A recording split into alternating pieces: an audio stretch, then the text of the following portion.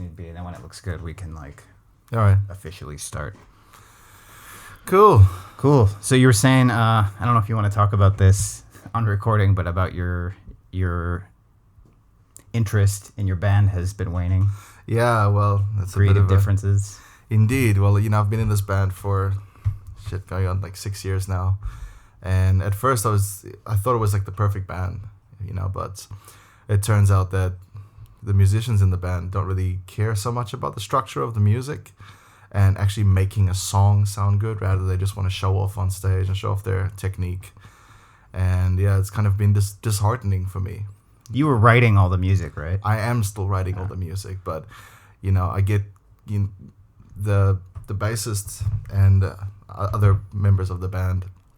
They listen to my songs and they think it's like so simple, and yeah, so it kind of is like disheartening. I spend time creating something that I think sounds good, and then just to like have it kind of like brushed off is like, it's not that great, because They all want solos and stuff? they all want solos, and they want things to be so difficult to play that somehow the public is going to know that what we're doing with our fingers is really difficult, but they can't get through their head that the public doesn't give a shit. So that's interesting, because I don't really listen to a ton of metal, and all the stuff that you talk about and you show me, you tend to show me stuff that's really highly technical. Yeah. It's like, look at this amazing drummer, look at this amazing guitarist, and when I watch it, I'm like, that guy's doing stuff really fast, or that girl's doing stuff really fast, and it's cool. Yeah. But even with somebody like you, who's sort of like basically tour guiding me through it, like explaining to me why stuff is complex or how it's innovative or whatever, I still don't get most of it. So like, definitely, if you're just going to a live show, unless you're like majorly, if you're a musician and you know music theory and stuff, I don't think most people are gonna get. Yeah, because the public's general perception of how a song, they get the song in a package. Everything is just sounds, and basically everyone focuses on the vocalist and the melody of the vocalist. Right. And it's supposed to be one package, but the musicians in my band are trying to make themselves stand out. Right. And be like the center of attention. So that's all of them have that exact same attitude? Well, basically the bassist and the guitarist. Okay. The drummer, not so much. He's just kind of just chills. But I mean, he's a great drummer. Yeah. He's able to do like very technical stuff. He's a death metal drummer, so he's like really fast, and he does a good job. But he doesn't showboat. That's why I really like him. But yeah, the bassist and the other guitarist, they just want to showboat all the time. It's interesting because there's a lot of like personality stereotypes with musicians. I would imagine like if you're gonna have a personality that showboats, they're probably not gonna be attracted towards being a drummer, because the drummer, on stage they're usually in the back. Yeah. And they carry the song, right? Basically. Yeah. Whereas the guitarist is the one everyone's watching. Yeah, we have a bit more leeway to kind of express ourselves. Where the drummer has to be basically the backbone of the entire song. Yeah. Well, it's good he's not the guy who wants solos all the time. Yeah, that would suck.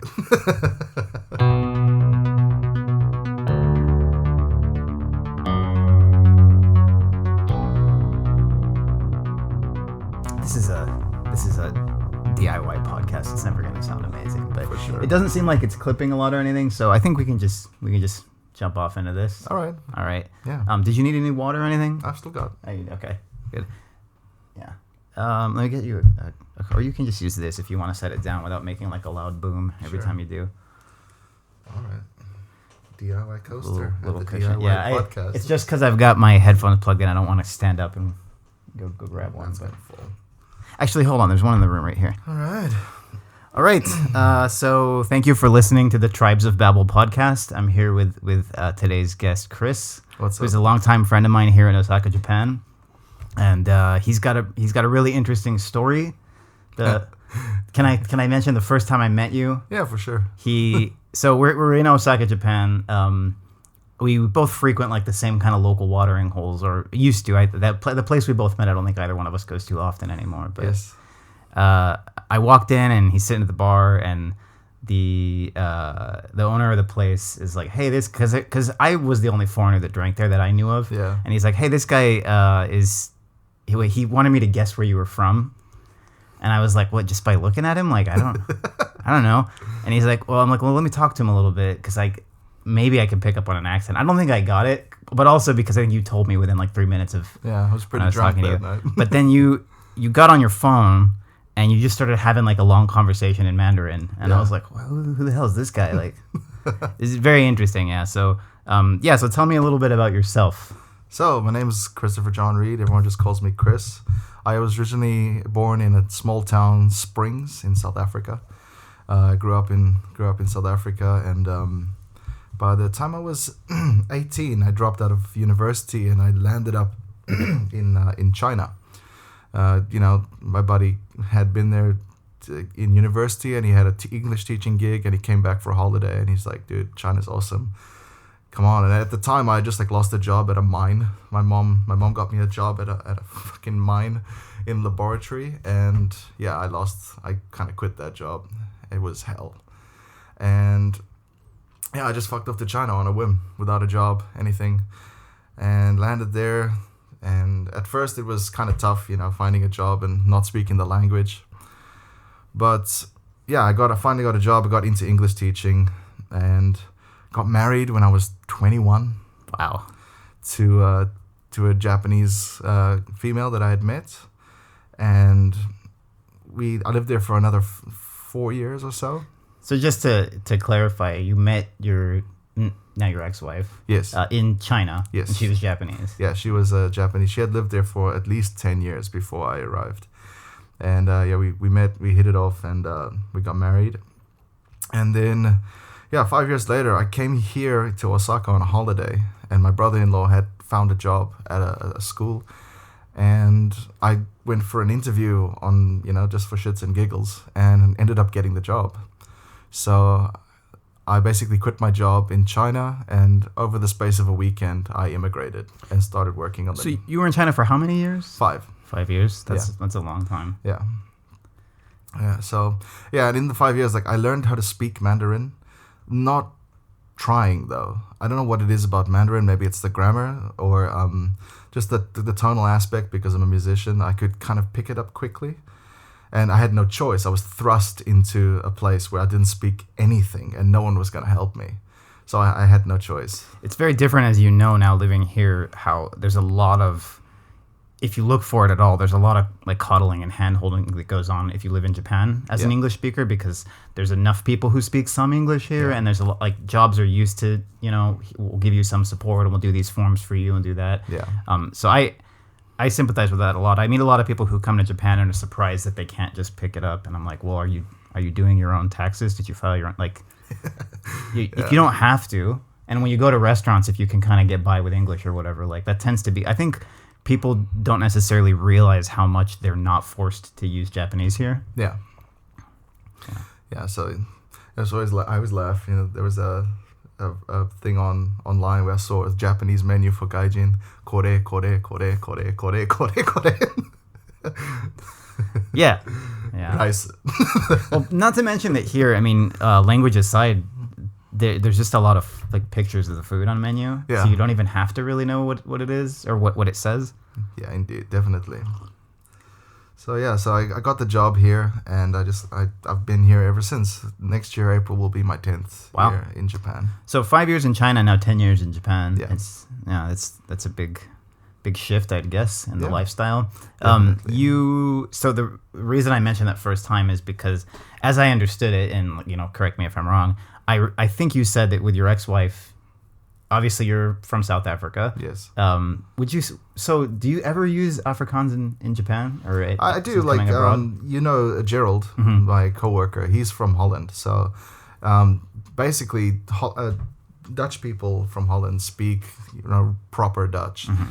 And the kind of the Dutch people that had moved down to South Africa when 300 years ago, whatever, they kind of, over the space of 300 years, they kind of completely ruined, changed the language. So basically, Gerald understands me when I speak Dutch to him, but he says I sound like a child. Yeah, I remember you guys saying that. Yeah, but when he speaks Dutch to me, it's just completely off of my head. Oh, really? Yeah, it's I catch words here and there. Really? But for the most part, if he speaks in his native Dutch tongue, it's just, it's too much for me. So what is that then? Because that I forget what the name for that is, but basically it's non-mutual comprehensibility, right? He can understand you, but you can't understand him. That's right. So what is it that got so simplified? Is it like word choice? Is it the structure of sentences? The structure of sentences, grammar. Like we have a lot of weird things in Dutch, like the double negative. Like in a sentence, if I say like, I'm not going to the store, the Dutch people would say, ik ga die winkel. I can't even think. Ik ga niet die winkel toe. They have one nie, which is no. Okay. But in Afrikaans, we have a double negative. Ik ga niet die winkel toe nie. We say no twice. Oh, really? Yeah, and also the pronunciation of different vowels. And if you drop the second negative, is it like hard to understand in Afrikaans, or it's just weird? Oh, it just sounds weird. It's like saying it's I don't know, for Afrikaans people, like they need the double negative. Well, that's interesting to me that then he would hear you as speaking like a child, because in terms of, I think, objective complexity, there's more. It sounds like that's more complexity because you have to have a double negative. Yeah, but I mean, there's a lot of changes that have occurred. Even different words have changed over the years. And don't quote me, because like my Afrikaans is pretty bad. Oh, really? Yeah, I mean, I studied it in school and I can speak like basic conversation stuff, but I just barely got through it. So was that not your? That's what it was. That's where I was going with that question. Is that not what you call your native language? No, then? that's my second language. Okay. So schooling in South Africa is structured all multilingual. Okay. So if your first language is English, you will take all of your classes in English and have Afrikaans or Zulu as your second language. Okay.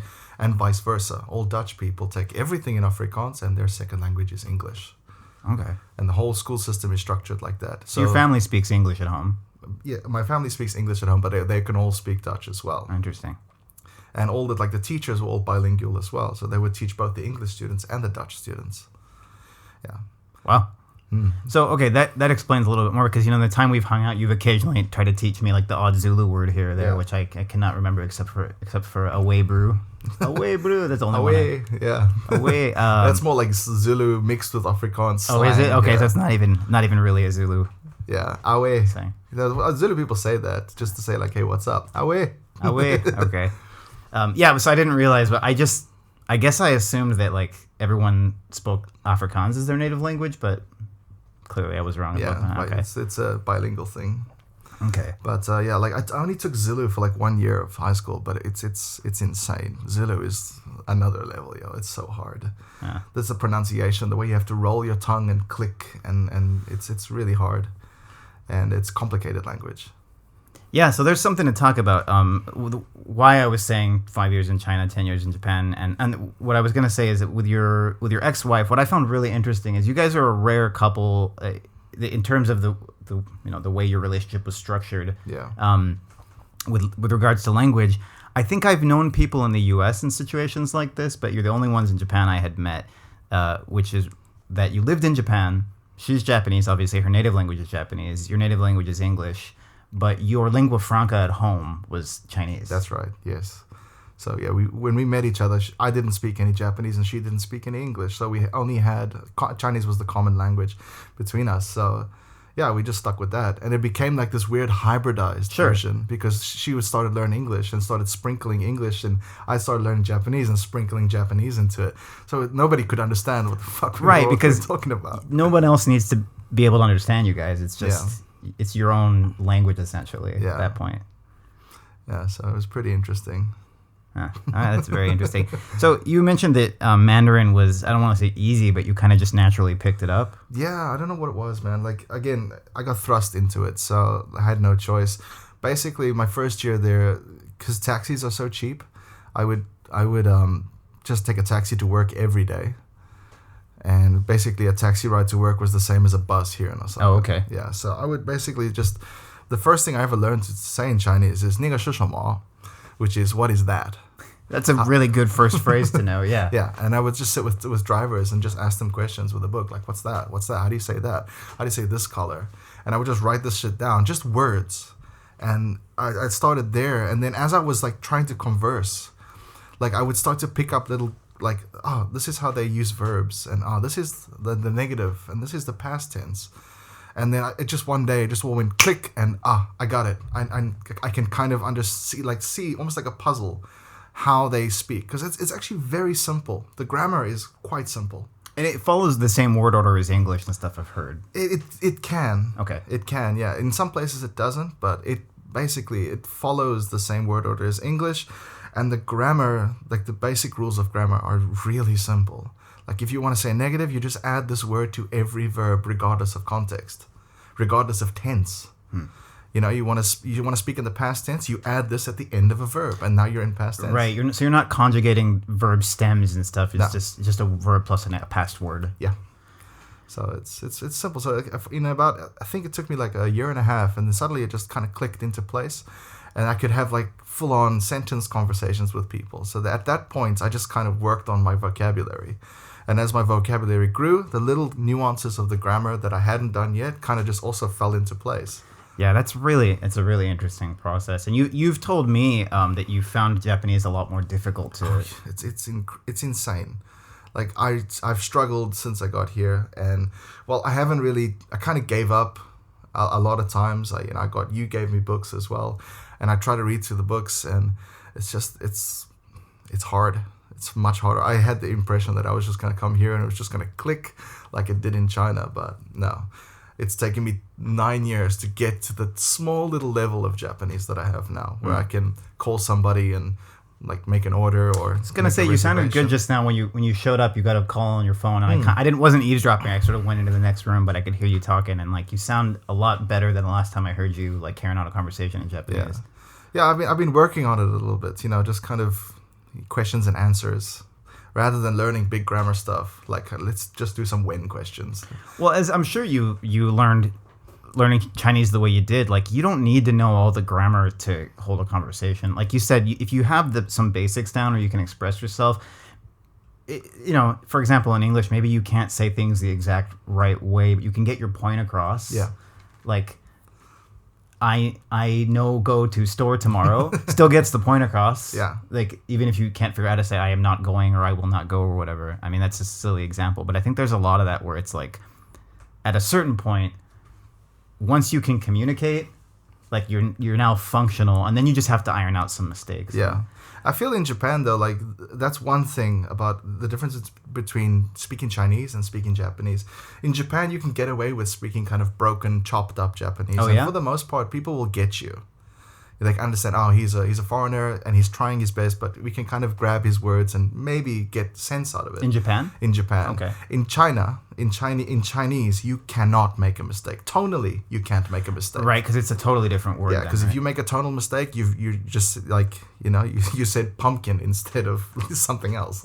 Wow. So that's the one thing. But again, for me, being a musician, my accuracy with Chinese, it comes from my ability to look at Chinese tones as a melody. So I wouldn't learn tones for single words. I would get common words, put them into a sentence, and memorize the whole tone shape of a sentence. And that's how I could remember how to speak properly with different sentences. Because, I didn't go out and learn like all the jargon for different things. I speak basic conversation, but I speak it really well. Yeah. That's really interesting. So there's an interesting thing there about now that you've been in Japan twice as long as you were in China, and you're still finding Japanese the more difficult language. And in my case, I've never lived in China. I've never even really traveled in China, but so I've been to Taiwan or whatever, and I've been around like Chinese speaking people, obviously in other parts of the world because there's big Chinese speaking communities in lots of countries, and it never struck me as a language that I could figure out. Yeah. Whereas Japanese, so I came at Japanese after having studied Spanish in school, and like my mother's side of the family speaks Spanish, and being around Spanish a lot and kind of understanding it. You know what I mean? Like I don't speak it very well, and I don't perfectly understand it, but I mean I can actually Spanish as well because it's similar enough to English, and it's got a lot of common roots, and it's written using the same alphabet. Like I can open a book in Spanish and like figure out a lot of what's being said. Yeah. And so I came at Japanese after learning Spanish, and I was immediately like, there's a lot of stuff about this language that's easier than Spanish. Really? And it shouldn't be, in theory, because it's way farther away in terms of historical development and cultural development than English is. It doesn't have a lot of the same rules as English. But one of the things immediately about Japanese that I was like, okay, I'm going to be okay in this language, was that there's not many irregularities. Yeah. Like if you learn the rules are your friend almost all the time. And like I don't think that's true in any European language, just because there's been so much admixture. I mean, English, like we both teach it. Like if you try to get into the weeds of English grammar, you say like, okay, this is the rule. Immediately, anybody who knows any English is like, but what about in this case where it's not? Yeah. Like I before E except after C. Yeah. Except in a bunch of other words, and you know. Yeah, there are so many convoluted rules that just don't. That it's not square and perfectly fits in a box. It's very pliable. Yeah. So for me, for the way I learned with Japanese, I was like, okay, if I can just remember these rules, it's sort of like memorizing, like coding, or like sports rules or something. If you just remember the relationships between things and the rules, like that. For me, that was a lot. That did a lot. Where I was like, okay, I just got to remember this stuff. Whereas in Spanish, there's a lot of like verb memorization. Yeah. What's the past tense first person? What's the past tense second person? And then future tense and there's all this stuff. In English is the same way, except I didn't learn it as a second language, right?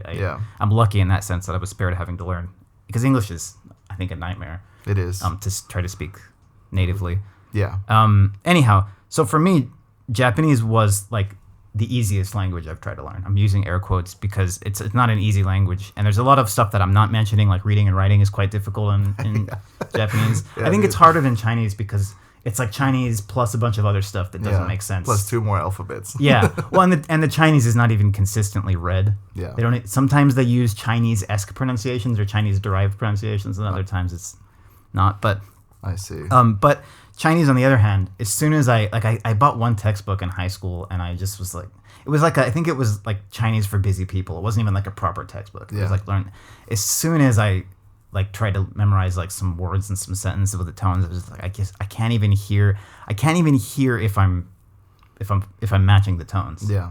And maybe it comes down to like having no musical training or no musical instinct or something, like you say. But it's interesting that for you that was the thing that was like your foothold. Yeah. Yeah, everyone's different, man. Yeah, to sum it up. To sum it all up, everyone's different. But I mean, a lot of foreigners here struggle. Like, I have so much respect for you that you can get to the level of Japanese that you're at. But yeah, for me, that's a mountain. It's almost like an insurpassable mountain. Learning to speak, read, and write Japanese. It's just like, yeah, I've got better things to do. I can get by and, maybe go paint a picture or something. Well, I don't know if it deserves that much respect. I mean, kind of like we're talking about, it's not as though, like you say, I think probably learning Japanese was in a way less work for me than it has been for you. And learning Chinese would be a lot more work for me than it sounds like it was for you. For whatever reason, It's interesting how that works. I wonder how much of it comes down even to like brain structure and stuff. For you, it was like Chinese intuitively made sense. Yeah. And for me, Japanese did. Like I say, in more than Spanish, which doesn't make sense. It ought not be that way, but it is. Yeah, it's very interesting. Okay, so can we talk more about the South Africa stuff? Yeah, sure. Zulu and Afrikaans or Afrikaner? So Afrikaans is the name of the language. Okay. And people who speak Afrikaans are called Afrikaners. Thank you. Yeah, and Dutchman is quite a derogatory term in South Africa. Really? Yeah. You know, people from Holland, you call them a Dutchman. But in South Africa, I don't call Afrikaans people Dutchmen. Even when speaking English, it's rude in English. Yeah. Okay. Yeah. Wow. It's like it's same as like the Afrikaners call us. Well, it's another derogatory term. They say Rooinek, which means redneck. Oh, interesting. Okay. Yeah, because the British all got rednecks being in the sunlight. So to Dutch Afrikaners, British are like pasty. Really. Rednecks. Really. Yeah. Really. That's interesting. Yeah. And yeah, but it's a difficult language to pronounce. I've taught you some words, but like the G makes a ch sound, and R is a rolled r, and it's interesting. It's a very interesting language, and I'm trying to that's why I try to speak as much Dutch as I can with Gerald, just trying to hold on because I don't want to lose it completely. Sure, yeah. It's something from my heritage that I should hold on to. Yeah. So how does being a multilingual society in South Africa shake out? Like the only country I've been to that has that kind of a structure is probably Singapore. Yeah. Where there's a lot of different native languages in people's homes, but then they have to kind of come together and use English in schools and in workplaces and stuff. And they've developed their own sort of hybrid kind of patois of it in Singapore. So what's it? So you say classes are multilingual and they're matched to like if your native language is English versus Afrikaans versus Zulu. But I guess the most widely spoken language in South Africa is English, and of course it's weird how apartheid manifested into the culture of everyone in South Africa, where before my time everyone's like more people, it was basically English Afrikaans, that was it.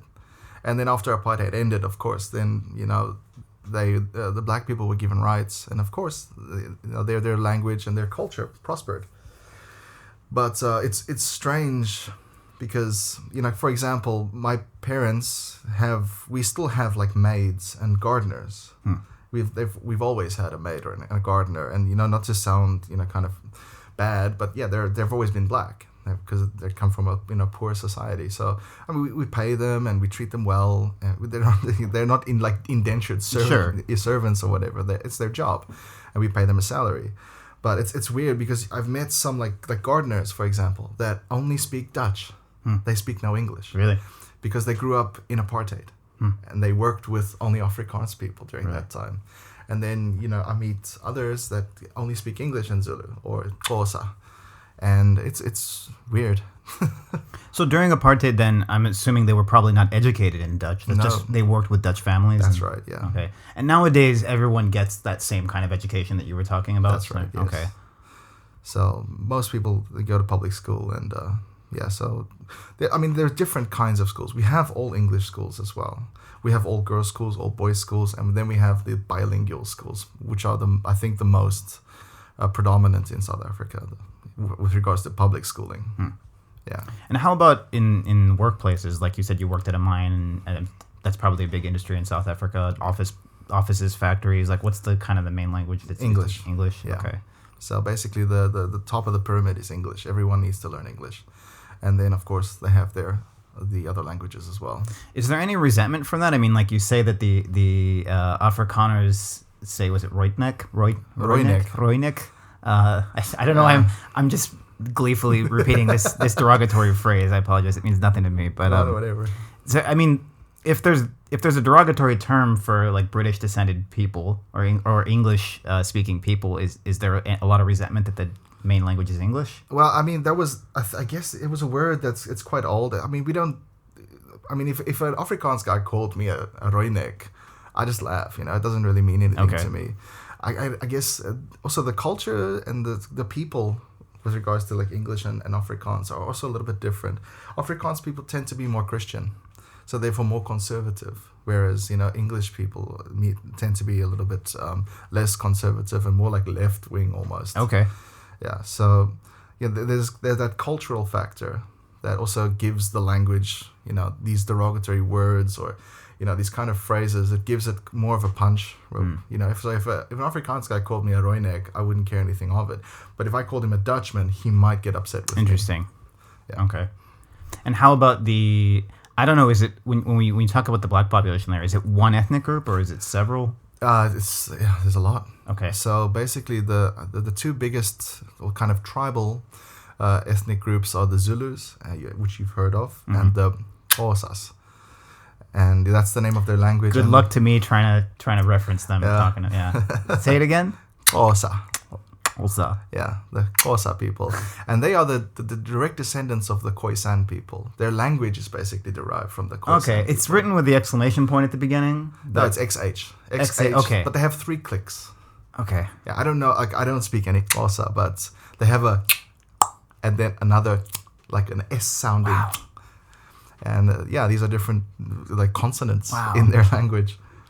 And the Khoisan language is just otherworldly. I mean, that language is like 15,000 years old. So the Xhosa are in South Africa? Yes. Are they in other countries around South Africa as well? Or are they? I guess so, yeah. And then the Khoisan are elsewhere? The Khoisan are basically, they're our Native Americans. Okay. They were the first people in South Africa, before the Zulus, before anybody. And they were hunter-gatherers in the deserts of the Kalahari. There's a big, kind of semi-desert Sahara kind of area in the middle closer to like the Eastern Cape. Okay. And they have been living there for 15,000 years, and some of them still live exactly the same way that they did 15,000 years ago. But of course, things happened, and we have other tribes. We had, I guess, I'm not too familiar about the history of South Africa, but I'm guessing that there were other tribes that came down from different parts of Central and Northern Africa, and kind of what's the word? Like their culture also like kind of grew and changed. Proliferated? Proliferated, yes. Their culture and their language. So there are 11 official languages in China. In South Africa, sorry. Okay. Wow. So I believe there's like English, Afrikaans, Zulu, Xhosa, Indebele, Sesotho, Tswane. There's like all these different tribal languages. Okay. So is it one ethnic group is kind of a stupid question because there's a lot. Okay. It's a lot. Wow. Okay. So is Zulu the would you say the third most common language? I guess so. Yeah. Okay. Well, I mean, again, things are changing in South Africa, and white people are becoming kind of a minority in South Africa. A lot of white people are leaving South Africa because of the economic state of the country. Also, the crime, as you know, it's insane. So a lot of people are emigrating, and so are South Africans like the Australians? And that I don't know a ton of detail about the legal regime, but I get the impression from what I see in Australian news and TV and meeting Australians that a lot of them seem to have the option to go to the UK. Ah, yes. Is it the same thing in South Africa? A lot of South Africans have the option to go to Australia. Oh, really? Yes. Australia is one of the kind of like sanctuaries for South Africans that are looking to leave the country. Is that because of the Commonwealth relationships with I think it former could be. UK empire? Like, could you go to Canada as well and do the same thing? Or? I'm not sure, actually. Okay. Because I know, like, I used to go to Hong Kong and I didn't need a visa. So, like, Hong Kong used to be Commonwealth before this whole China debacle. But, so usually it's much easier for South Africans to immigrate to Australia. I'm not sure about UK anymore because, again, with Brexit, I'm not sure. But, again, I've never been to the UK. I've never been to Canada, so I'm not too sure about that. But I know that a lot of South Africans immigrated to Australia not just because of like the ease of getting a visa to stay there, but also the culture of Australia is somewhat similar to South Africans. Okay. Yeah, the outdoorsy barbecue culture, it's somewhat similar. So I think that it's a very nice place. Well, not a nice place, but it's a place that South Africans want to be. Is that equally true for English South Africans and Dutch or Afrikaners? Yeah. And so you say white people are leaving. Is there an equivalent thing for like Zulu people? Yeah, of course. I mean, like there are a lot of black people that have also left the country due to the economic state. But again, I haven't looked into it. It's like the data. Yeah. I'm not trying to grill you over like the statistics or the but from what I know is like a lot of the white South Africans are leaving, and there's also the government in South Africa is kind of it's one of the most corrupt governments in the world. Really, and there's a lot of talk going on at the moment. You hear a lot of these kind of political figureheads, and it's quite scary actually. They sing songs from like the old apartheid times where it's like kill the Boer and shoot the white man, like they sing it in big crowds at these political rallies, and then people call them out on it as being like sort of kind of like death threats almost, and they just brush it off. That's extremely familiar in a weird parallel universe kind of way to stuff that's been going on in the US. And do you think that is there any connection? Like I attribute a lot of it in the US, a lot of this rise of like sort of extreme rhetoric and extreme like in the case of the US, I think it's white nationalism has been the most surprising thing to reappear. Yeah. But my interpretation of a lot of it comes to the internet, that there's a generation of people, and probably people who were older as well, and just sort of like their views changed from being on the internet, that suddenly felt comfortable to express a lot of things that maybe you wouldn't have expressed before, because it used to be when you talked about politics with your neighbors or your classmates or your coworkers, you had to sit in a room with somebody and look them in the eye and say what you were saying. And with the internet, it's allowed people to like go like tee hee hee. Hide behind your screen. And say whatever they want. And it's not just politics, but I think groups who... It could be very innocent, like, say, coin collectors. Maybe if you were a coin collector in a small town, you were the only coin collector in a small town. But thanks to the internet, you can find all the other coin collectors, and you can, like, really get into the weeds and talk to them about the hobby and, like, really go... You can become, like, 150% coin collector, right? Yeah. I think with a lot of, like, really horrific political views, the similar things happened where... they found each other. They found each other, and they found a place where they can talk, and no one can hold them accountable, and... Do you think that that's going on in South Africa? Most definitely. Really? Yeah. So you think the internet plays a role in... The internet, not only the internet, but just in general. You know, after the end of apartheid, thank God for Nelson Mandela, because the ANC government was fucking ready. They were ready to just make life for white people in South Africa absolute hell. Yeah, he famously came in and was like, let's hold the whole thing together. Yeah. And they wanted to immediately start changing the names of universities, and they wanted to change the name of our rugby team. And Nelson Mandela came in and said, no. We can't just reverse this whole thing back onto the white people. We have to become together. And he called it the Rainbow Nation. And there was a famous movie, Invictus, which basically goes through it and how he did that. He brought the entire country together with the Rugby World Cup. And the fact that we won that year gave South Africa an immense sense of oneness. Because like being on the world stage rather than just in our little country. And it was absolutely brilliant what he did. But now that he's gone, it's slowly that kind of mentality is starting to trickle back a bit. And that's what's causing a lot of the problems in South Africa. It's so amazing, that kind of historical thing, because you think if there had been no Nelson Mandela, or just if the rugby team hadn't been good enough to carry that. Yeah, right? Like, yeah, things could have gone totally differently. Totally. Wow. That's super interesting. So so in that case, then the Zulu groups as well still primarily use English, okay. It's weird to say primarily, because I think one of the projects of this podcast is to show how language fills different corners of life. But so you said in business, in the workplaces, English is the primarily. When you talk about these groups, like political groups and stuff, within, say, their own rallies or their own political parties, are they also still predominantly communicating in English? Or would it be, if this group happens to be mostly Zulu people or mostly Afrikaners, do they then use Zulu or Well, Afrikaans? You see, with regards to like the political rallies, like they're mostly entirely black, and a lot of the time they use Zulu, but I think that they also use English to basically to facilitate the news. If a political figurehead starts just rattling off his ideologies in Zulu, then the media has to then go and translate that. Okay. So I guess they're kind of requested to speak in English, and they mostly do. So that creates a lot of interesting opportunities. And I think coming from a place like America where it's not multilingual. Yeah. Right? But it's not multilingual in the sense that... It's not built into the fabric of education. Right, and there's no consensus that people ought to have a right to use different languages everywhere in the U.S. In fact, a lot of people find that idea by itself very offensive and disturbing. And one of the reasons I think a lot of monolingual, which is most Americans, but a lot of monolingual, perhaps linguistically conservative Americans dislike the idea that a language you don't understand is kind of like a secret code to you. Yeah. You don't know what people are saying. You don't know if it's good for you or bad for you, or if it has anything to do with you.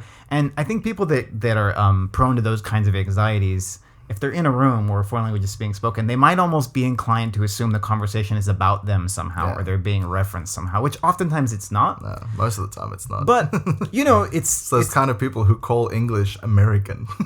Yeah, right. But at the same time, there is a grain of something to that, because living here where we might be out, for example, yesterday was Sunday. I've mentioned it here before. Yuki and I speak English all day on Sunday. But when we go out in public, like yesterday we were looking at houses, we're with a real estate agent. Of course, we're not speaking to him in English. And so it becomes a funny thing. We usually don't have to think about it, because the other 6 days of the week we just speak Japanese all the time. But we're in the car with a real estate agent, and we're thinking should we talk to each other completely in Japanese while we're in the car with this guy just to be polite? But does he need to hear everything we're saying? If we're talking about like buying groceries later or anything, does that need to be in Japanese? Because it's not really.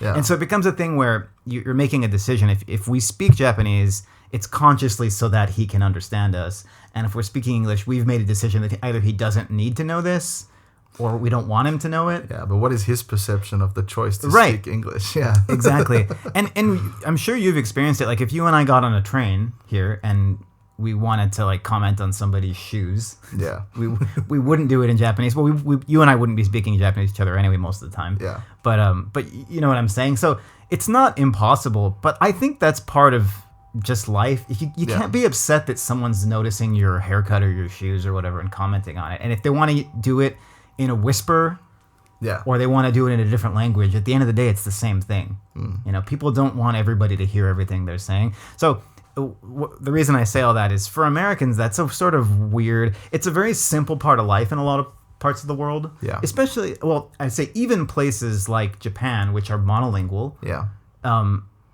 In that sense, they're not like South Africa or Singapore. You still see that the Japanese understand that Japanese people speak Japanese, and when non-Japanese people come to Japan, they speak other languages, and they're not too fussed about getting people's faces going, what are you talking about? Is it about me? You know what I mean? I think that a lot of smaller, less self-absorbed countries are comfortable with the idea that there are other people who speak other languages. Of course, and the U.S. has a lot of trouble with that. Yeah, because a lot of people in the U.S. are quite self-absorbed. Yeah, well, not to give a blanket statement, but no, it's true on an individual level. But I think there's also something structurally in where we've been in geopolitics for a while that American news, American advertising encourages Americans to think of themselves as the center of the universe. Yeah, definitely. And so, in any case, it's interesting for me to see how that shakes out in other countries that are in the fabric of them multilingual. Because Americans really couldn't abide the idea of a political party that did everything in Spanish. And then Spanish is like one of the closest languages to English on the global stage. I mean, once you get past like Dutch and maybe German or the Germanic languages, it's awfully close to English. And even that to Americans is like you said, speak American. Yeah. So how does that work out in a country like South Africa? Obviously, like you say, not everybody understands Afrikaans perfectly. Not everyone understands Zulu perfectly, even if they've taken it in school. Do people get freaked out by that? No, not at all. No? No. I mean, you go to like a supermarket and there's like a Zulu family just speaking in Zulu, Dutch family speaking in Afrikaans, and an English family speaking in English, and everyone just keeps to themselves. When it enters the political sphere, though, I mean, if there's a group that looks kind of scary, like you've heard some rumors about them that they're pushing scary policies and they're having most of their rallies in a language you don't understand. No, it seems like their languages are mostly in English, again, because I think in the political sphere you have to speak English for the most part, because again we have a parliament, and if you become a political party and you join parliament, I mean everyone is speaking English. It's the common tongue, so you can't really and parliament is filmed like in England all day. Oh, really? They have a camera on it. It's a channel on the TV, Parliament channel. And I'm assuming because of the period of being a British colony that the law is all in English, and the Constitution. Is it a Constitution? Yeah, we have a Constitution. Sorry, I've never seen it, but it's probably a dumb question because I think most countries in the world have some version of a Constitution now. But I had a friend from New Zealand on, and he was saying like New Zealand's one of the last countries in the world that doesn't have a Constitution. Really? Yeah. Wow. Apparently they've got some things on paper that say kind of how it should work, and that's just how they go. I see. Yeah, we've got a constitution, but again, I've never read it, never seen it. Is there any, I guess, political tension over language? Does anybody want to push to make one or the other the official language or change it? The only push that I'm seeing now from my limited view of the news in South Africa is that they're changing a lot of names of roads, buildings, monuments, even suburbs and places, because they feel that the name has an old. It's like what they're doing in America now, where they're tearing down the old statues. That's what they're doing. The university, I think, what was it called? The University of Pretoria, their capital, was named something, and then they changed it to Tshwane University. They changed it to a Zulu name. They're changing a lot of these things into Zulu names because they don't want to have the apartheid connected name associated with these different things. In that particular case, was there any reason why it was Tswane as opposed to any other Zulu word? I mean, did that have some historical connection with the place or the institution? Yeah, or? I'm not too sure what the word Tswane means. It might be a person. Again, I don't look too much into these things, but I know from what I've seen, they're making a lot of changes. Yeah. And I mean, there are certain instances where that's correct. I mean, if you have like a university named after a guy who wrote the laws of slavery in apartheid, and he's named is on a university, fuck that guy. Take it off, change it. But I mean, it's going a bit far now. It's really tough because with all of this thing, with all of these types of things, and I think there's parallels everywhere. Australia recently, I don't know how recently, but I just was aware that I stopped seeing the word Ayers Rock and started seeing Uluru everywhere. So I think that same thing is happening in a lot of post-colonial places. Yeah. I wonder in some ways if and when it'll ever happen in Japan. Not to get too much into it, but one thing I find very interesting is that Okinawan or the Ryukyu languages, because it's actually a language family, it's small, but is in Japanese referred to as a dialect. They call it Okinawa Ben, which means Okinawa dialect of Japanese. And every Japanese person who's lived in Okinawa, and some of them have learned it, some of them have just been around it and heard and know a few phrases, everybody will agree it's not Japanese. Totally not. Almost none of the words are the same. Yeah. The grammar's different.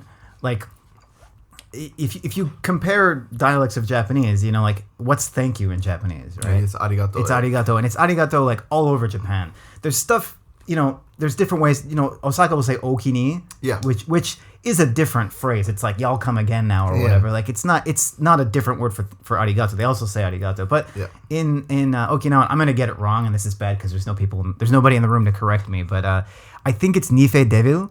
Yes. Yeah, you're right. And it's like that is not Japanese. That's a different language. Yeah. And that gets into the whole there's a political question of what defines a different language versus a different dialect. Yeah. Why are Italian and Spanish different languages and not dialects of Latin? Yeah. Why are for example, German and Dutch different languages? Why are German and Danish different languages? I mean, there's a bit of arbitrary lines drawn there. But in Okinawan, it really comes down to, like, that's part of Japan, and we need to not refer to it as a separate... Okinawa was its own separate That's country. What I mean. I mean, politically, it's part of the Japanese state now. Yeah. So it's, like, unacceptable to refer to it as a different language. I see. And I think there's a bit... it's interesting because I noticed it less with Ainu. And I should clarify when I say... unacceptable. I don't mean that people are militant about it. I've never had anybody be like, no, you must not say it. It's not that. It's a more subtle kind of. It's called Okinawa Ben or Ryukyu Ben as opposed to like Ryukyu Go, which would be like the language of the Ryukyu or Okinawa Go. But I think linguistically, when people talk about it academically, they acknowledge that it's from a different. It has different language roots. It works differently. It's a different. I think the syntax is different. It's definitely a different lexicon, as you say, right? It's a different body of words. Yeah. But it is referred to as a dialect of Japanese, which I think is just...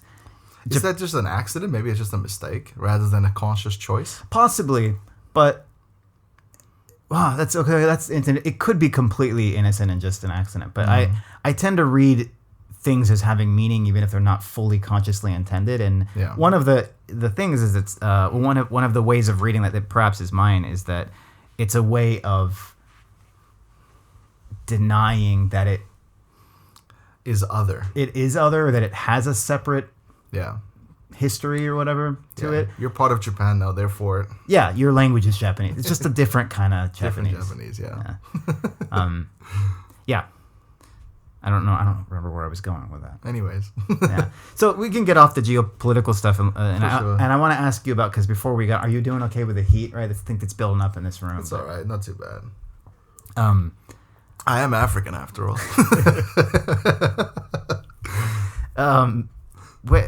So before we started recording, you expressed a mild anxiety over the idea of South Africans hearing you and being like, that guy's why is he talking like an American? Yeah, I don't know, man. Like, I mean, it was it's weird. My general accent has changed over the years. And I sometimes sound South African. I sometimes sound American.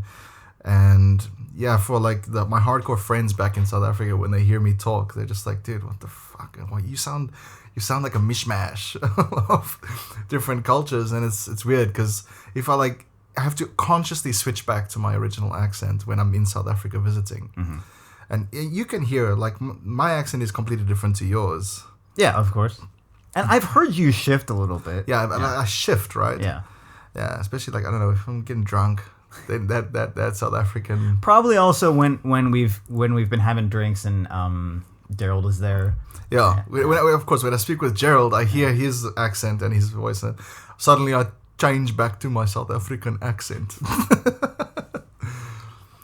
It's an interesting process, and I've experienced it much less than you because I'm from LA, and like ours is one of those accents that everyone in the West Coast of America doesn't think they have an accent. You know, Yeah. It's one of those things where people that are not around a lot of different ways of speaking tend to think theirs is the default way, and because so much media comes out of the West Coast of the U.S. and the way people like me talk, we think of it as like the blank, like the default English. Yeah. But even someone who doesn't have a ton of pressure to change, like living in Japan, it's definitely changed the way I talk. Not necessarily from Japanese influences so much as like, I don't have a ton of American friends. Yeah. And I don't have a ton of American friends that speak exactly like I do. Yeah. And you sort of subconsciously change, right? Yeah. So like obviously when I'm around you, like, it's not like I'm getting upset if you speak.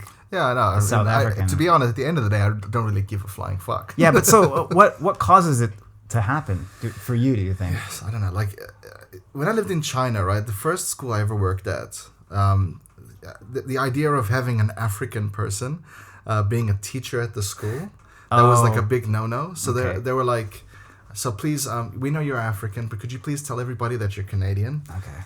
And try your best to put on a bit of a Canadian accent if you can, because like some of the parents spoke fluent English and had been to Canada. Okay. So like for a long time, I was kind of like putting on this like, hey, what's up? How you doing, everybody? You know, like my name's Chris from Canada. And 4 years of that kind of fucked up my accent. Wow. So obviously, you're not the first person I've heard be told that kind of a thing, but I always think it must be so weird because if someone told me like, could you just be from London though? Could you just be from London while you're here? Yeah. Like it wouldn't be like, I'd be like, okay, let me pull out my London accent that I've had in my pocket this whole time. Like, so how did you come up with it? No, I had a little backstory. No, I mean, how did you come up with the way you spoke? Well, I mean, I've been watching American TV ever since I was a little kid. Uh-huh. So, I mean, to get an American accent, it's like the easiest attainable accent for me. Sure. Because I grew up watching American TV all the time. Were you channeling a specific character from a specific show or something? I wish I went that far. I just kind of like, I just watched American TV and then like, and we say and then just changed my A's.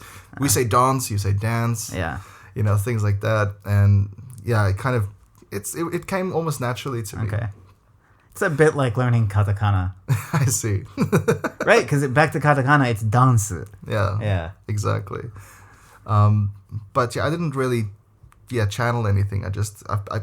I've been around the accent long enough to be able to kind of fall into it. So if they'd asked you to be Australian or British, fuck that. Then I would have been screwed. Okay. I can't do an Australian accent. Yeah. The funniest thing though was like it wasn't hard for me like being a South African but being predominantly an English speaker. But we got these characters that came to our school sometimes. It was just like, hello, my name is Vladimir. I come from London. Here is my London passport. It's like, where did you get this? Who the fuck are you? Who are you trying to fool? So you mean these were teachers who got hired? These teachers. And you're like, hi, Vladimir, I'm from Canada. It's like, nice to meet you. Very good, yeah. What you look. Wow. Yeah, East Asia's very unabashed about that sort of things that would be sensitive or uncomfortable for at least North Americans. Like, they'll just straight up say, and I've worked in plenty of offices here. Like, I was working in textbook writing and editing for several years. And, for this project, the boss would be like, this is going to be, like, only American English, which you can understand from like a language textbook perspective. Sure. But I've seen it in schools and stuff too, where they'll just be like, in this school, British English is correct and everything else is not correct, or American English is correct and everything else is not correct. And we want you to speak American, which being American is not a tall order for me, but it's still a weird. Yeah. Like, how can somebody who's never lived in America? I mean, I guess like you say, if when it comes to the American accent, there's a lot of media exposure, so they can sort of fake it. But some other accents. Well, I guess it's only American and English, right? Those are the two like go-to. Nobody officially. Nobody wants a New Zealand accent being taught to their kids. All right. I mean, there might be some niche. Some niche teacher out there that's the guy that when your kid's gonna go study abroad in New Zealand, you call him up and I remember there was one teacher at our old school back in China. Bless his heart. He was Indian and he had a thick Indian accent, but he was a fantastic English teacher. The only problem is all his kids picked up his Indian accent. It was the funniest thing to see little Chinese kids like, "Good morning, how are you today, Mr. Chris?" Yeah, and that's how it happens, right? Yeah. I mean, that makes perfect sense. And at the end of the day, like, is it bad? No, it's not bad at all. I mean, as long as they're learning and having fun, fuck whatever accent you got. Because there's so much of that in the world. Like, I remember going to... So my family, I got a bunch of family in Mexico, but they're all from Jalisco State, which is... I think it's famous probably mostly for tequila. Guadalajara's there. It's not a huge sightseeing draw to most people. Guadalajara? What's that? It's just a city. It's probably the biggest city in there. Guadalajara and... anyway.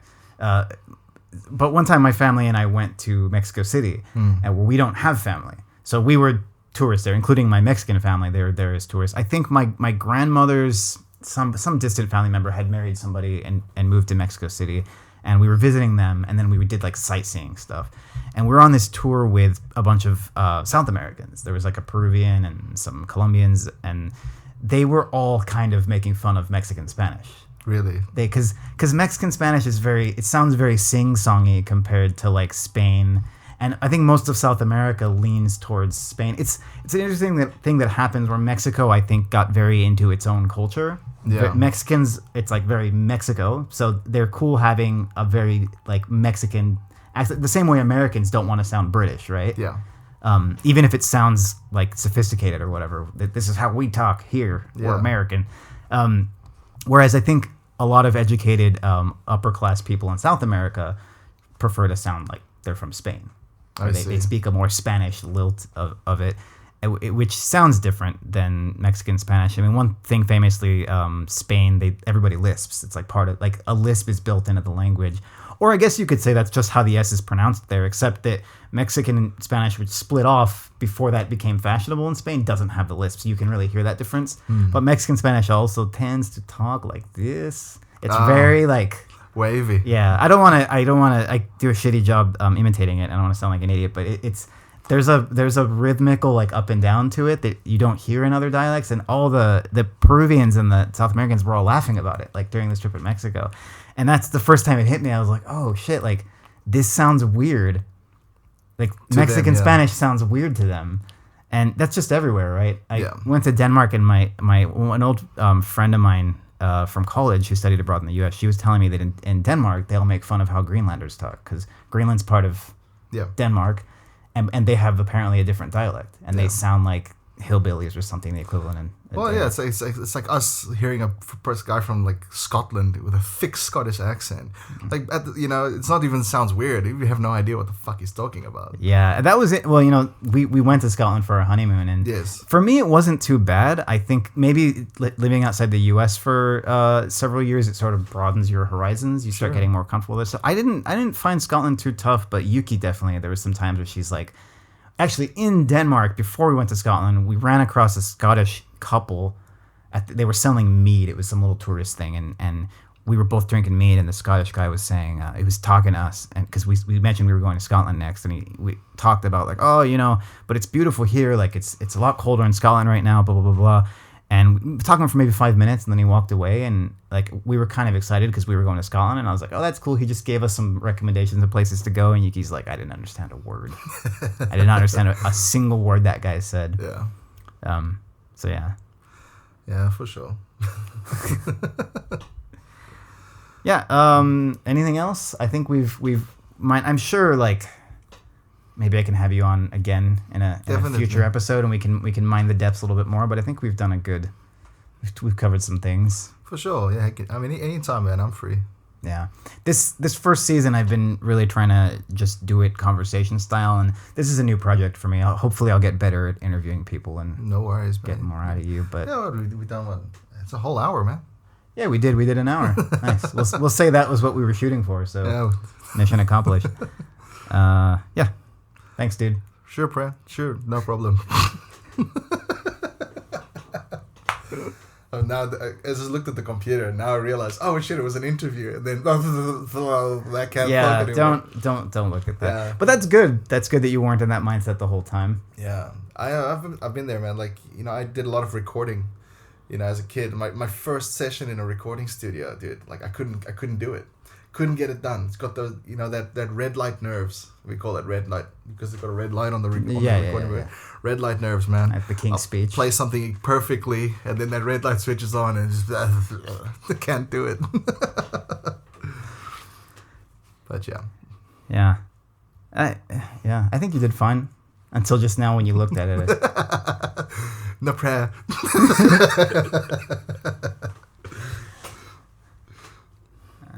But I can cut around stuff as well. Just trying to think if there's anything else language-wise. So how about now? Do you use Chinese much anymore?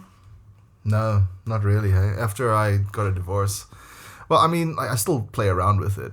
I've got one there. Our school has a Chinese teacher, but the thing is, like, I used to speak to her a lot, but she's become so annoying that I can't deal with her anymore. She's like, I don't know, she's in her late 70s, or late 60s or something, but she is completely computer illiterate. Huh.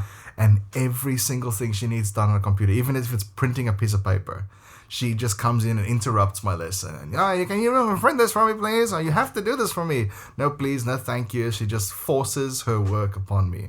And after the coronavirus broke out, she was then left with the task of doing all of her, because she works at the university, and she's got like 300 students, and suddenly now she has to work through her computer, and I'm the guy to do it for her, and I have to facilitate everything.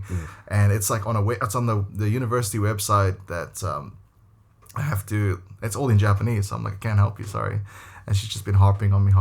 So yeah, I don't speak much Chinese, but actually the owners of my school are Chinese. Okay. Yeah. So, I did not know that. Yeah. So recently, my school got bought out by a couple, and it's a Chinese wife and a Japanese guy, and they both speak Chinese. I still use it here and there, but I don't think I'll ever forget it. You just referenced an interesting thing that happens with languages. Chinese for you was the context for it was first living in China, and then it was your marriage. Yeah. And once that's gone, now it's like, who are you going to speak Chinese with becomes a bigger question. And that's totally a thing. Like when I was living in Gunma, the first two Americans that I met also in Japan, because in Gunma it was full on. I really, that was a good experience for me that I didn't know anybody who really spoke English. I knew some Japanese people who kind of spoke it, but it was like after 10 minutes they'd run out of stuff they could say in English. So that was good for me that way. But occasionally I'd meet some Americans and think, oh, it'd be nice to have some English-speaking friends. But if they're not your people, so to speak, after a while it's like, yeah, but the only thing that I have in common with this person is that we have the same native language. Yeah.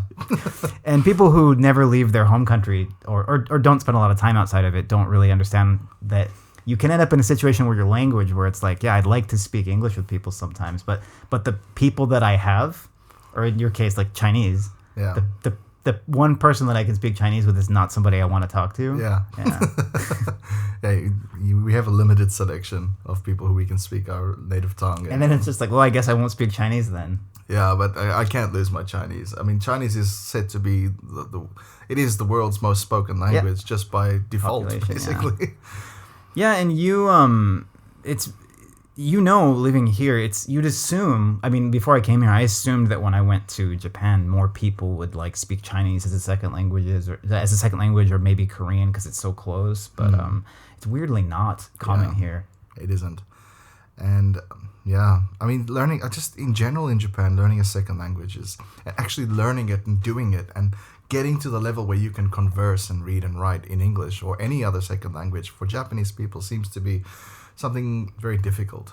There's a guy, this is very poorly remembered, but there was a foreign writer in the Japan Times who, I don't know if it was this year, but I read it this year, recently wrote an op-ed article that was basically pushing like a conspiracy theory. I was really surprised they ran it, but his argument was that there's like intentional subliminal pressure on Japanese people to not get too good at a foreign language, like English, for example, that even though they're pushed to study it institutionally, I don't know this is the thing about all conspiracy theories, is like, what's the mechanism? How is this being done? But he was arguing that the Japanese government does not want a bunch of Japanese people who get really good at English or Chinese or whatever and then go abroad and are like, hey, I'd like to live outside of Japan forever. And they don't want a bunch of mass emigration as the population's already decreasing and aging. So they're like trying to cap people's ability, which is an interesting thought because that would probably be a smart idea. Yeah. But I don't know that that's actually what's being done, or I don't know. Like, I think it all comes down to basically like the education system here. It blew my mind recently that I read that, like in Japanese education system, they don't speak English as much as they read and write it. It's like math. Like you learn the rules of English and you learn the vocabulary and you learn how, but you're just mostly, you get paper tests and you. It's like multiple choice? Yeah, multiple choice, or you might have to break down a sentence, there's a conversation and what are they saying.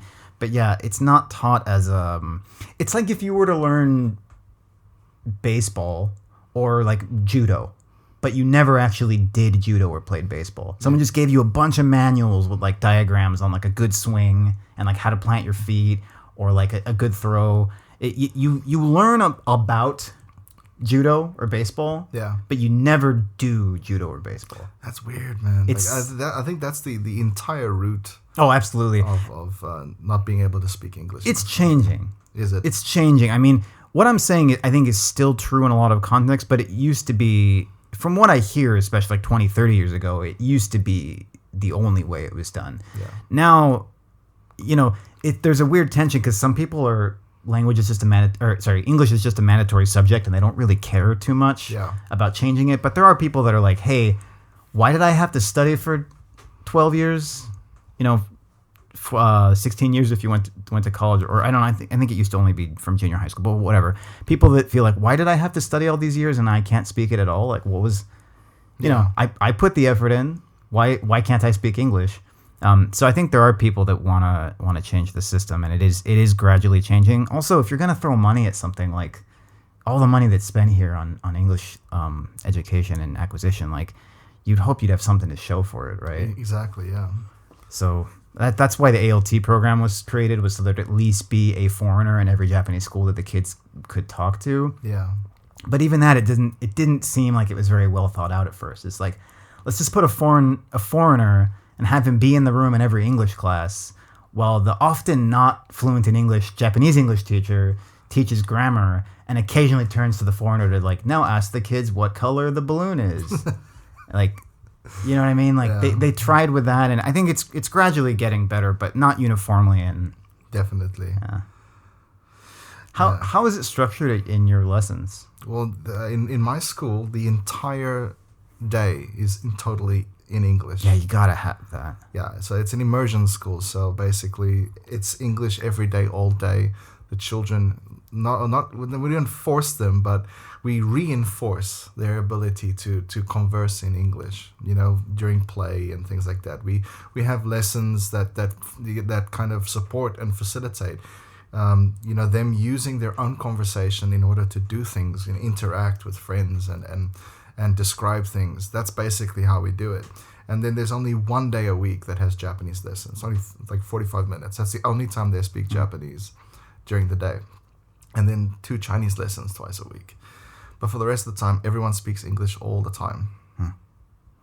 I saw a kindergarten. It may be commonplace, so forgive me if you're like, yeah, that's exactly what we do. But a friend of mine who worked at an English kindergarten here showed me some of the videos that they use for the really young kids, and the very first video was basically teaching them all these phrases that essentially would be like how a kindergartner would fight, but in English. So it was all stuff like, that's not fair, or like, that's mine.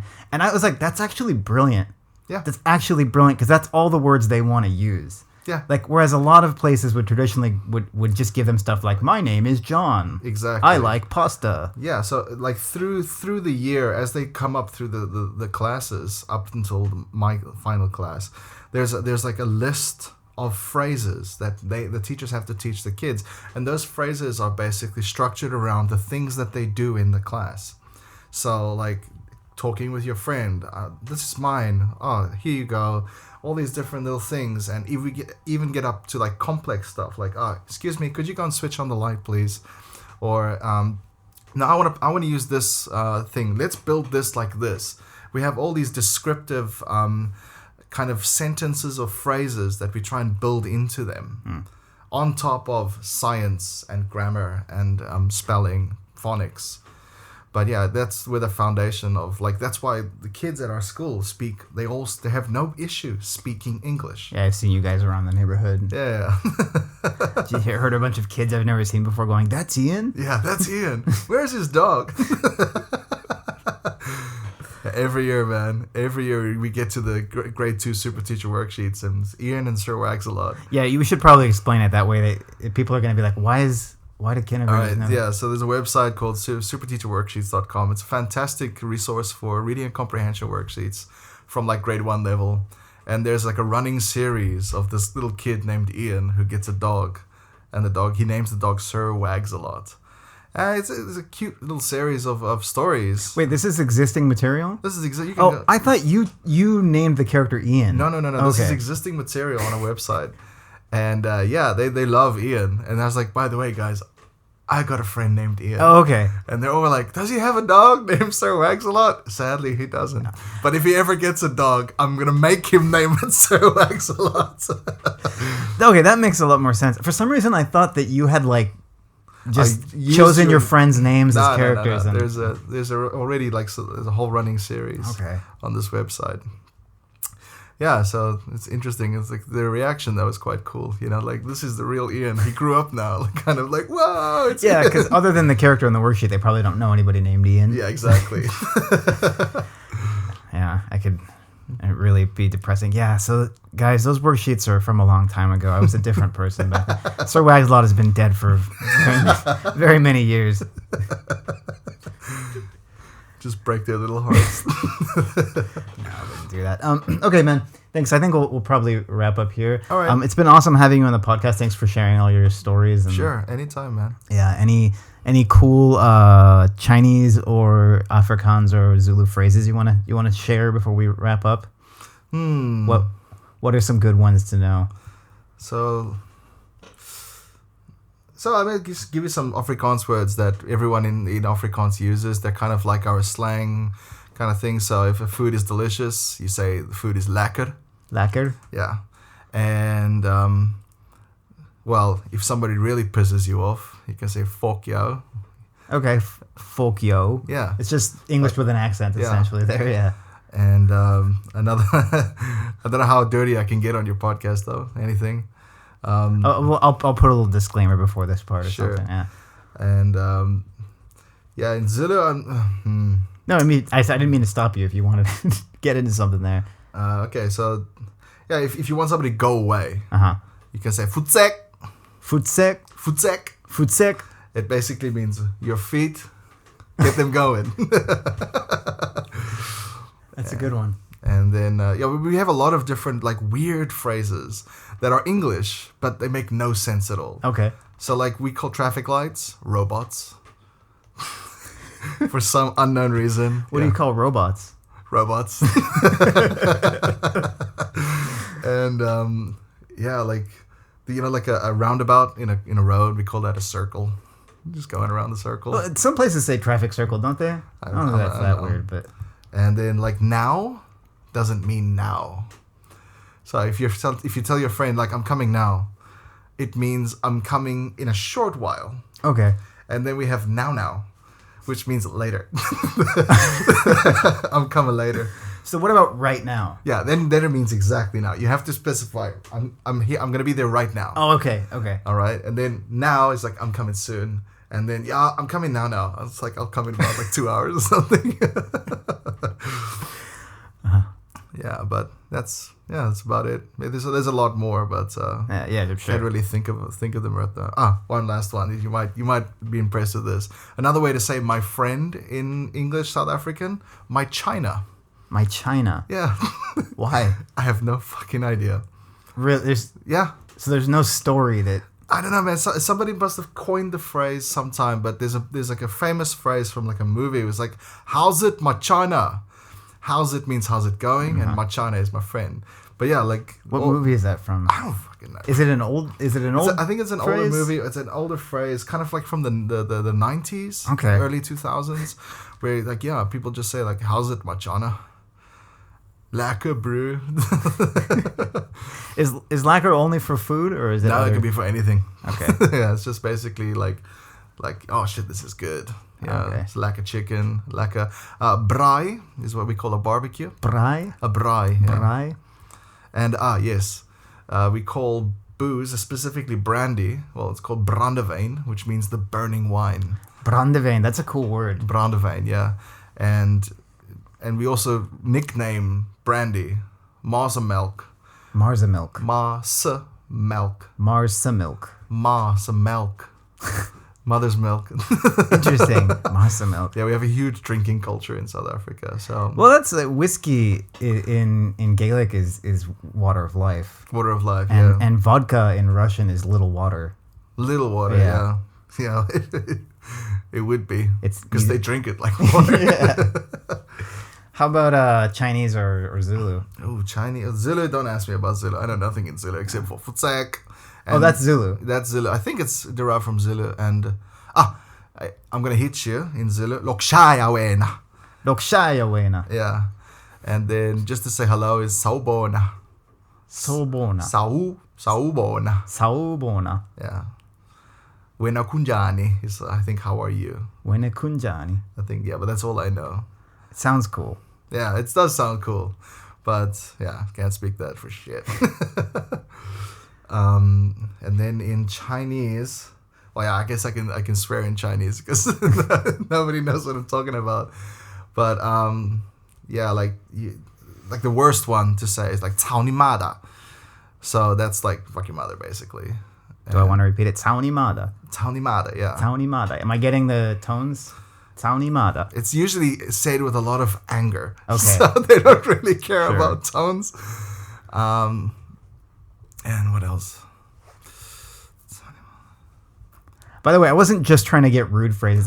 You've got me here parroting like awful things to say to people. Yeah, well, that's usually the kind of things I say. They are the ones that stick first, right? Yeah. Like I learned something very interesting about swear words. Swear words live in another part of the brain. And it's quite interesting that when you ask me for a phrase, the first thing that comes out is all the bad shit. I totally get it, though. Like, for several years, I went to a school where most of the students were Korean. Yeah. Like kids from Korea, not Korean Americans.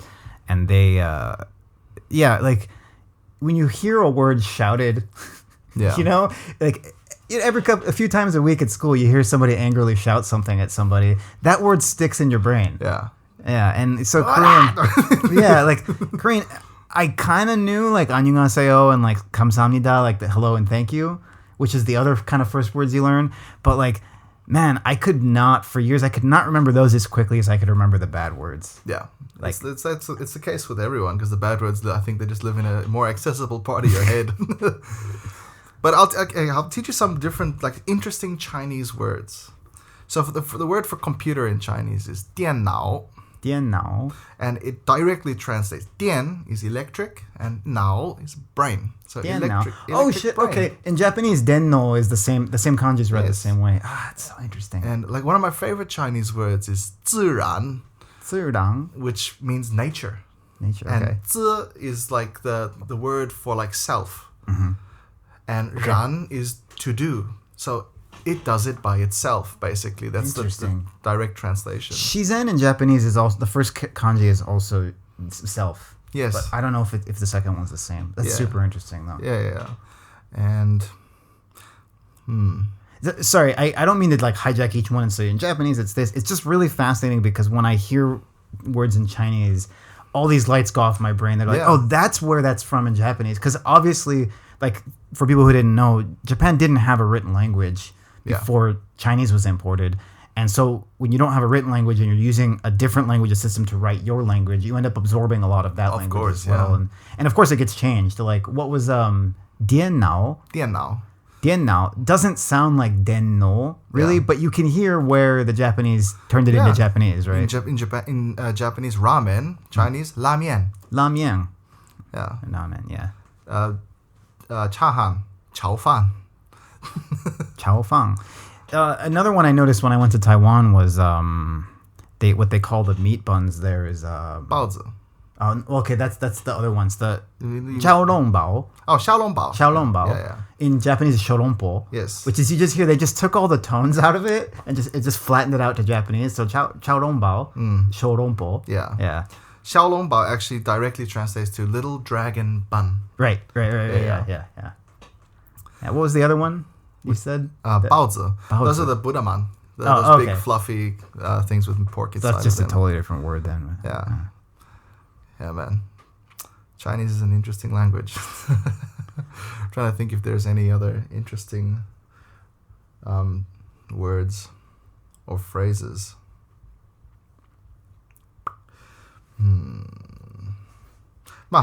If I think of any more, I'll write them down for our next podcast.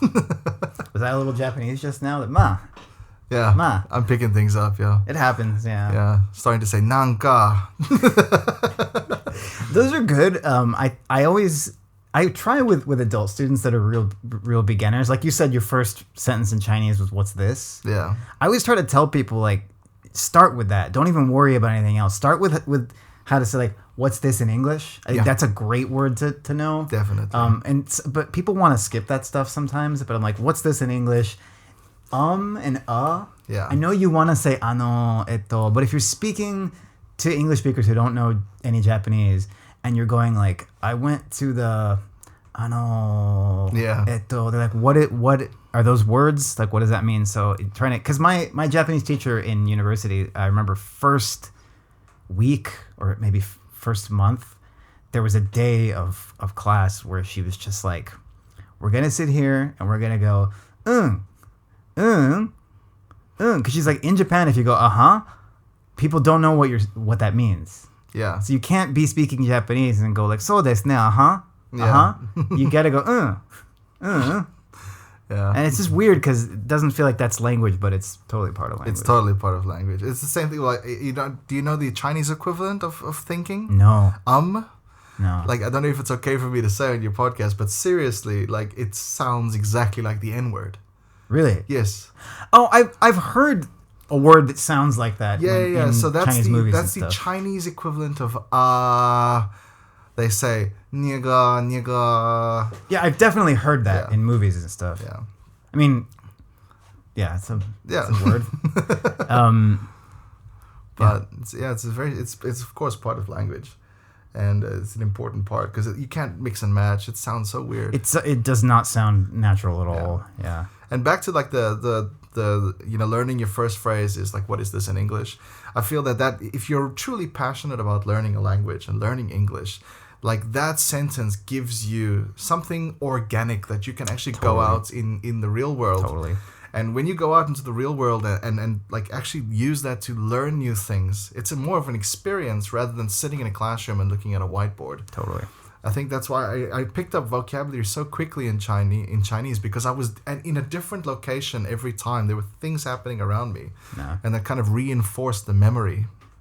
Yeah, for the past couple years since I've been in an adult teaching context again, it's hard. You got to get a lot of adults out of bad habits. I think a lot of them, they want to go to their English lessons or have their English study time and have it be this compartmentalized, like this is the time where I learn language or learn English, and it's just going to be like input. They're just going to get a bunch of English and they're going to use it in that time and then go back out and speak Japanese the rest of the week, and that's somehow going to improve their English. Yeah. But like you say, like I look at it as like certainly a language class or like a language textbook. Part of its function is to teach you the language. Yeah. But I think most of its function is to give you a baseline that you can use to then teach yourself the language. Yeah. Like if you can say like, what's this in English, or how do you say this in English, or what do you call it when blah blah blah blah blah. Like if you got those phrases, you can really have not much else and go figure it out. Yeah. You can just go out into the world if you're not like a shy person and you don't mind like speaking to strangers and just asking like, how do you say that in English? Yeah. Excuse me. And I mean, there's tons of that when it comes to specialized language. If you're talking about a specific topic, if you're talking about like say science or history, anything that's off the beaten path of daily conversation, like I learned it with historical figures because I like history and I like to talk about history with people. And I'm fascinated whenever I travel, and especially when I first came to Japan. I want to hear what people who were not educated in the American viewpoint of history, what they think about stuff. So I like to hear that stuff. And it's interesting to talk about, for example, European or Chinese history with a Japanese person, because their pronunciation of European place names and European people names are a Japanified version of the correct European pronunciation. Like they call Vienna Wien. And they call they call Florence Firenze. Like it's based on the real pronunciation in that language, but they've like adapted it, exported it. Yeah. So there's a bunch of steps you have to go through. If I'm thinking like Greece, for a long time I could not remember it was Giricia. Yeah.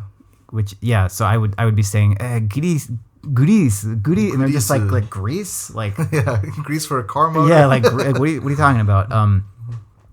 But there's a lot of that sort of stuff. And then Chinese is the reverse, where English, we learn all the Chinese place names and people names from the Chinese pronunciation, and we've like anglicized it. Yes. Whereas in Japan, they read the kanji in the Japanese way. So like Mao Zedong is Mo Takuto in Japanese, and that's only Japanese. Yes. That's not a real Chinese pronunciation at all. It's just the strange thing for Chinese is that for like all place names and things, they actually make new words.